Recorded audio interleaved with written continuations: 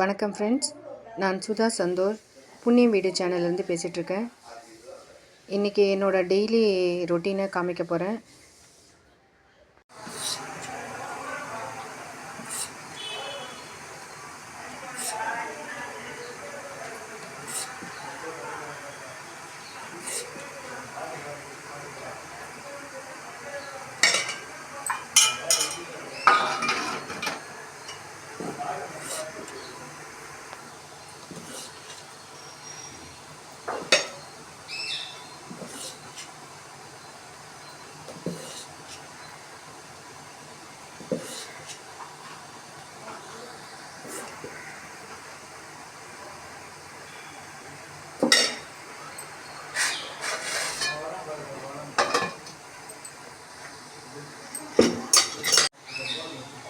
இங்கே பாருங்கள், இப்போ காலையில் இட்லி ஊற்றியாச்சு. அதுக்கு சைட் டிஷ் வந்து புதினா சட்னி. இப்போ வானலில் எண்ணெய் ஊற்றி வச்சுருக்கோம். தாளிப்புக்கு என்னென்னு நான் சொல்கிறேன் பாருங்கள். இந்த புதினா துவையலுக்கு வந்துங்க கொஞ்சம் இஞ்சி, ஒரு 4 பல் பூண்டு போடணுங்க, 5 வச்சுருக்கேன். காஞ்ச மிளகா, இது குண்டு மிளகா, உங்கள் காரத்துக்கு ஏற்ற மாதிரி மிளகா சேர்த்துக்குங்க. கொஞ்சம் தனியா, சீரகம், மிளகு, கொஞ்சம் புளி, உப்புங்க. இது வந்து நம்ம வதக்கிடணும். அதோடவேங்க இங்கே பாருங்கள், வெங்காயம், தக்காளி, தேங்காய் இதையும் போட்டு வதக்கணும். இப்போ பச்சை மிளகா வேணா கூட போட்டுக்கலாம். நம்ம சில பேருக்கு பச்சை மிளகா பிடிக்காது, காஞ்ச மிளகாவும் போட்டுக்கலாம். கொஞ்சம் பெருங்காயம் போட்டுக்கலாங்க.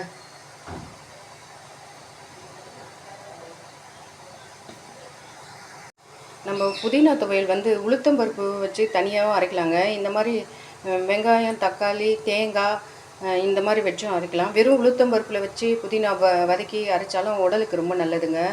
அவங்கவுங்க விருப்பம் தாங்க அது. எண்ணெய் காஞ்ச உடனே இந்த எல்லா இன்க்ரீடியண்ட்டும் போட்டுடலாம் நம்ம அதில். என்னால் கேமரா வச்சுட்டு ஒன்று ஒன்றா போட முடியலைங்க, அதனால் எல்லாமே போட்டுடுறேன்.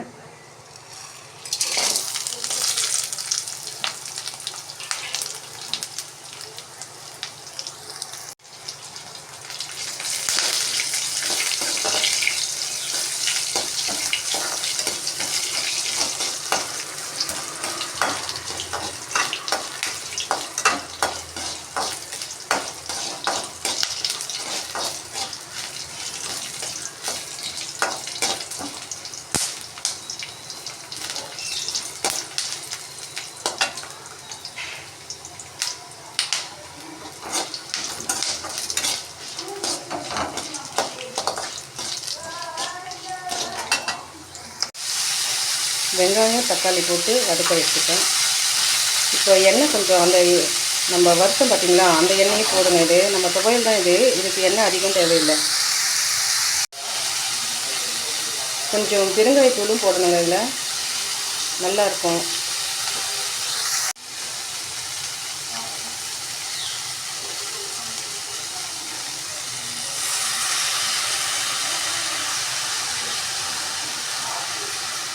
புதினா ஆட் பண்ணுறேன்.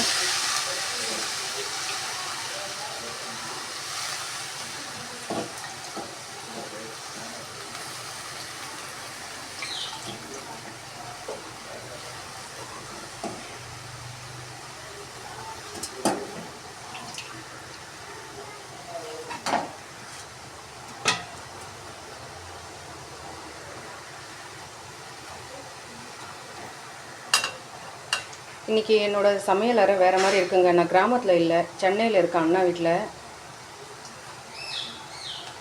இங்கே வந்து புதினாலாம் விலை அதிகங்க. நம்ம ஊர்லெலாம் கிராம சைடில் 5 ரூபா கற்றை கொடுக்குறாங்க. சில சமயம் 10 ரூபா ஒரு கற்றை புதினாங்க. இங்கே ஒரு கற்றை புதினா இன்றைக்கி 30 ரூபாங்க. உப்பு, கல் உப்பு தாங்க போடுறேன். இந்த உப்பு போட்டால் கொஞ்சம் சீக்கிரம் வதங்கும் நல்லா. இட்லி ரெடி ஆகிடுச்சுங்க. இங்கெல்லாம் வந்து சென்னையிலங்க கிரைண்டர்லாம் போடுறதில்ல, மாவு அப்படியே கடையில் வாங்குகிறாங்க. நாங்கள் மிஷினில் கொடுத்து அரைப்போம் கிராமத்தில். இங்கே வந்து மாவு 1 கிலோ மாவு 45 ரூபாங்க மாவே வாங்குகிறாங்க கடையில்.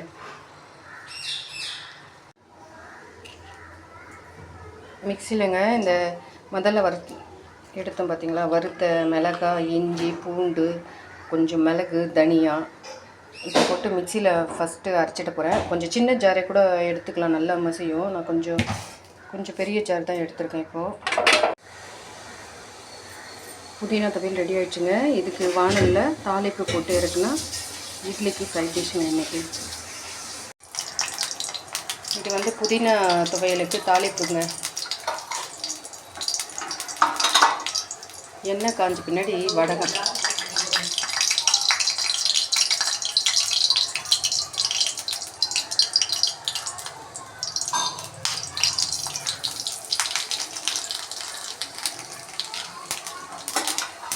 தீ குறைச்சிடணுங்க. எப்போவுமே வந்து இந்த மாதிரி நம்ம வைக்கும்போது தீ கொஞ்சம் குறைச்சிடணும்.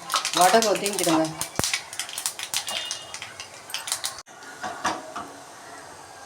புதினாக்கு தாளிப்பு போட்டோம். லஞ்சுக்கு சாதம் உல வச்சுருக்கு. பக்கத்தில் வானல் இருக்குது பார்த்தீங்களா. இதில் வந்து கத்திரிக்காய் கிரேவி வைக்க போகிறோம்.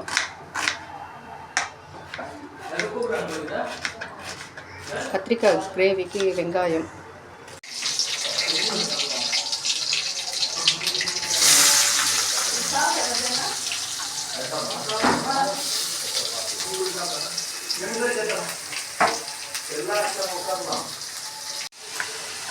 நம்ம எண்ணெய் ஊற்றிங்க. அதுக்கு நிறைய எண்ணெயும், நல்ல கிரேவி வேணும்னா நல்ல எண்ணெயும் ஊற்றலாம். இதில் கொஞ்சம் தான் எண்ணெய் ஊற்றிருக்கு. இப்போது வெங்காயம், கருவேப்பிலை போட்டுருக்கு, தாளிப்பு கடுகு போட்டுருக்கு, வடகம் இருந்தால் வடகம் போட்டுக்கலாம். வெங்காயம் வதங்கின பின்னாடி தக்காளி வதங்கின பின்னாடி கத்திரிக்காய் போட்டு புளி கொஞ்சம் கரைச்சி ஊற்றணுங்க. மிளகாய் வந்து குழம்பு நம்ம காரத்துக்கு ஏற்ற மாதிரி தனியாகவும் வைக்கலாம், கொஞ்சம் திக்கமாக வைக்கலாம். நம்ம வெறும் திப்பத்துக்கு ஏற்ற மாதிரி வைக்கலாங்க. இந்த சாதத்துக்கு வச்ச உலையில் தண்ணி காஞ்சிச்சுங்க. அரிசி போட்டாச்சு பாருங்கள். வதங்கின வெங்காயத்தோட தக்காளி ஆட் பண்ணியாச்சு. இப்போ இன்றைக்கி டிஷ்ஷில்ங்க புளி சேர்க்க போகிறதில்ல. இது வந்து பிரிஞ்சி சாதம் செய்ய போகிறதுங்க. மத்தியானத்துக்கு சாதம் கொஞ்சம் ஒயிட் ரைஸு, பிரிஞ்சி சாதத்துக்கு சைட் டிஷ்ஷுங்க இது.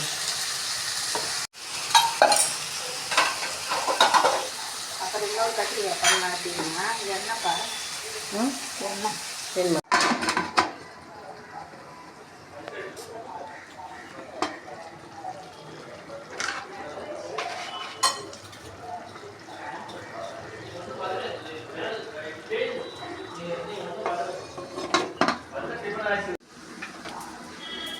இந்த டம்ளர் அளவுங்க, 1.5 டம்ளர் வச்சுருக்கோம். இந்த சாதம் ஒலை சாதம் வெந்துட்டுருக்கு. இப்போது நாங்கள் பிரிஞ்சி சாதம் செய்கிறதுக்கு இது வந்து ஸ்டீம்டு அரிசிங்க.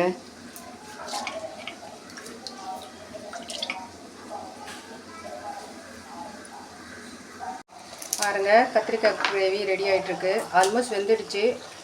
இன்னும் கொஞ்சம் கத்திரிக்காய் நல்லா வெந்துடுச்சுன்னா இறக்கிட வேண்டியதுதாங்க. இதில் கொத்தமல்லி தழை இருந்தால் கொஞ்சம் கொத்தமல்லி தழை தூவி பரிமாறலாம். இப்போ இந்த டம்ளரில் பிரிஞ்சி சாதத்துக்கு 3 டம்ளர் போட்டிருக்குங்க. இந்த ரைஸ்க்கு வந்து 1 டம்ளருக்கு 1.5 டம்ளர் தண்ணிங்க.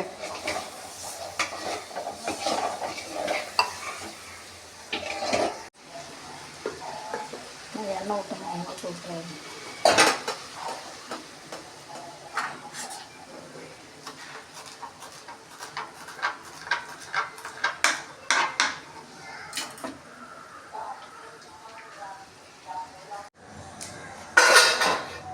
கத்திரிக்காய் ரெடி ஆயிடுச்சுங்க. நம்ம பிரிஞ்சி சாதத்துக்கு தக்காளிங்க கட் பண்ணி வச்சுருக்கேன்.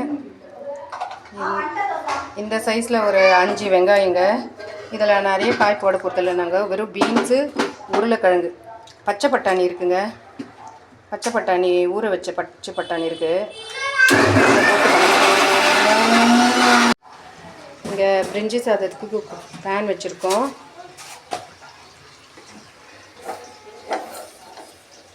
இஞ்சி பூண்டு பேஸ்ட் வச்சுருக்கோம். கொஞ்சம் எக்ஸ்ட்ரா இஞ்சி பூண்டு பேஸ்ட் இருக்குது. இது ஃப்ரிட்ஜில் வைக்க வேண்டியது தான். தக்காளி கட் பண்ணியாச்சுங்க. இதில் கொஞ்சம் தாளிப்புக்கு சோம்பு போட்டிருக்குங்க. இதில் கொஞ்சம் பட்டை, கிராம்பு, மராட்டி மொக்கு, பிரிஞ்சி இலை எல்லாம் போட்டிருக்கு.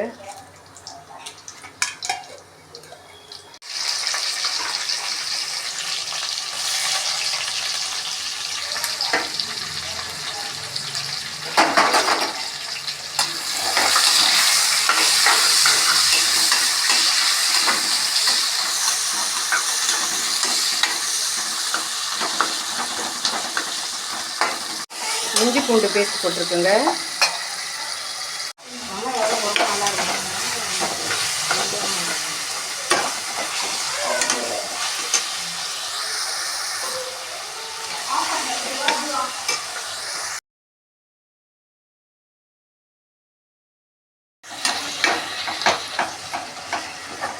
இப்போது நமக்கு தக்காளி கொஞ்சம் வதங்கணுன்னா கல் உப்பு இந்த சமயத்தில் கொஞ்சம் போட்டோம்னா தக்காளி நல்லா வதங்கிடுங்க. மிளகாய் வந்து அரைச்சும் போடலாங்க. பச்சை மிளகாய் இப்போ நாங்கள் அப்படியே கீட்டு பச்சை மிளகாய் தான் போட்டிருக்கோம். ஒரு 8 பச்சை மிளகாய் போட்டிருக்குங்க. ஒரு புடி அளவுக்கு புதினா போட்டிருக்குங்க. அதில்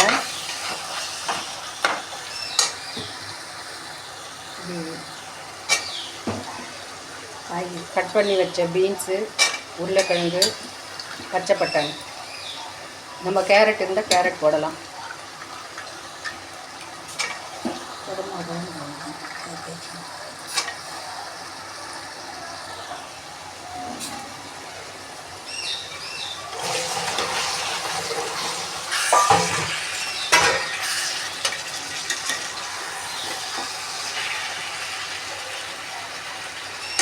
மஞ்சள் தூள் கொஞ்சங்க. இப்போது கலர் பவுடர் விரும்புனா கொஞ்சம் கேசரி கலர் பவுடரும் போட்டுக்கலாம். விரும்பலைன்னா வெறும் மஞ்சள் தூள் கலரு நமக்கு நல்லா இருக்குங்க. பிரிஞ்சி சாதம் ரெடி ஆயிடுச்சுங்க. வெந்துட்டா இறக்கிட வேண்டியதாங்க. தாளிப்பில் வெங்காயம் கட் பண்ணதை போட்டிருக்குங்க. கொஞ்சம் உப்பு. இப்போது கீரை தண்டுக்குங்க. இது வந்து தேங்காய் துருவிங்க, அதோடைய காஞ்ச மிளகாய் வச்சு அரைச்சிருக்கு. ஃப்ரிட்ஜில் ப்ரிசர்வ் பண்ணிடணும். இதை நான் வந்து தனியாக மிளகாய் போடுவேங்க. கில்லு மிளகாய் போட்டு தாளிப்பேன். இங்கே வந்து தேங்காவோட மிளகாய் போட்டு அரைச்சி வச்சுருக்கு. இதை தான் கீரை தண்டோடு போடுவாங்க. இங்கே பூண்டு போட்டுக்கோங்க. இல்லை இப்போது கீரை தண்டு போட்டு அதில் இருக்கிற தண்ணியிலே அது வெந்துடுங்க. கீரை தண்டுங்க. கீரை தண்டு போட்டு வதக்கி கொஞ்சம் தேவையான அளவு உப்பு போட்டோம்னா கீரை தண்டு பொரியல் ரெடி ஆகிடும்.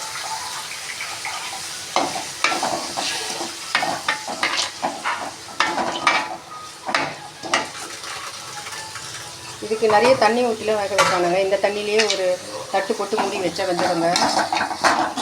சத்துக்கள் வீணாகாமல் இருக்கும். அந்த கீரை தண்டு வேகிற அளவுக்கு கொஞ்சம் தண்ணி வேணும்னா தெளிச்சிக்கலாம்.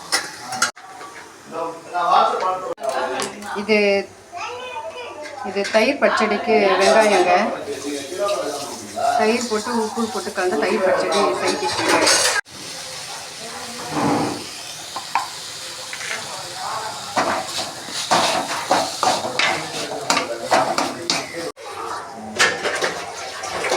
கீரை தண்டு பொரியலுங்க ரெடி ஆகிடுச்சு. இது வந்து ஆனியன் வந்து தயிர் பச்சடிக்காக வச்சுருக்கு. டீ வச்சுருக்கேங்க. கொஞ்சம் டீ சாப்பிட்டா தான் எனக்கு ரொம்ப பிடிக்கும். இல்லைன்னா காஃபி சாப்பிடுவேன். பிரிஞ்சி சாதம் ரெடி ஆயிடுச்சுங்க. என்னோடய சேனலை இதுவரையும் பொறுமையாக பார்த்த அனைவருக்கும் நன்றி. என்னோடய சேனலை எல்லோருக்கும் ஷேர் பண்ணுங்கள். புண்ணியம் வீடு என்னோடய சேனல் நேம். லைக் பண்ணுங்கள், சப்ஸ்கிரைப் பண்ணுங்கள், தொடர்ந்து சப்போர்ட் பண்ணுங்கள். நன்றி.